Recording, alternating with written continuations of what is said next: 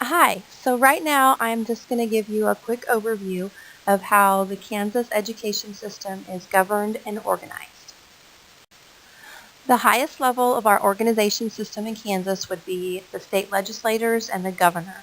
They are the ones that make up the laws and the statutes, which will be passed down to the State Board of Education. The State Board of Education consists of 10 elected members coming from different districts across the state. The State Board exercises general control and supervision of the schools.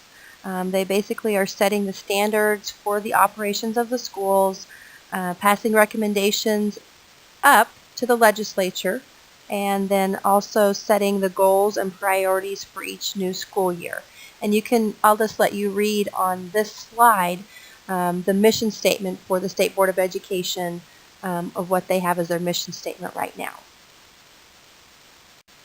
The Commissioner of Education in Kansas is an executive director appointed by the State Board of Education, which is what we just talked about, and he is basically the overseer of the State Department of Education, which is the one that we're going to talk about next. The State Department of Education operates underneath the State Board of Education, with the Commissioner of Kansas being their administrator for this department. They have two divisions, the Physical and Administrative Services and then the Learning Services Division.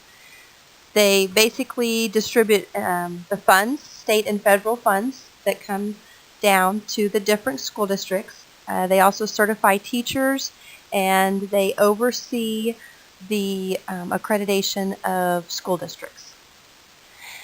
A website that will be very helpful to you is the Kansas State Department of Education website, and I've included that right here, the ksde.org. That is a very helpful website. There's a lot of valuable information out there for you as far as licensure, how do you go about getting your license, following up on your license. There, for right now, immediate purposes, there are research materials for many different topics. So your educational issue topic might be one where you could find some good information on this ksde.org website. Next, you have your local school board. So each district has their own school board, which are people that are elected by the public. Anyone can run for the school board. There are no requirements for, educational requirements, age, anything like that. Any adult can run for the local school board.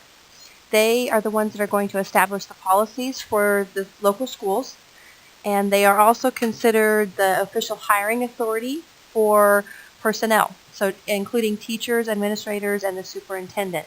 So, once you go to get your first job, maybe the principal would interview you and then offer you the position, and usually their wording would be something like, we are offering you this position with board approval.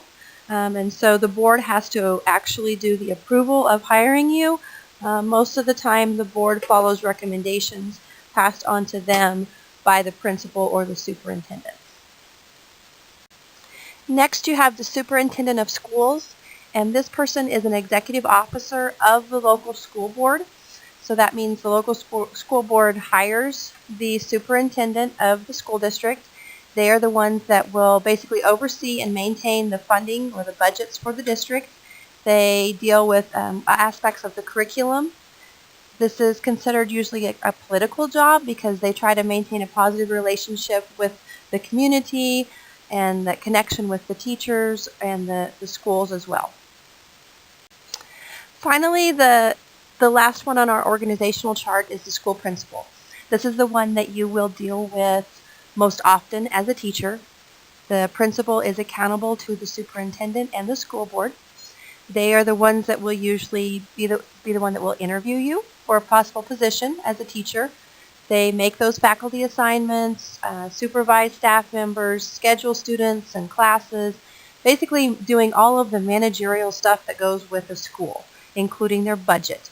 They would work to provide a productive working and learning environment. So a school principal is a very important person. They really help to create and establish the environment or the climate that is set up in that school.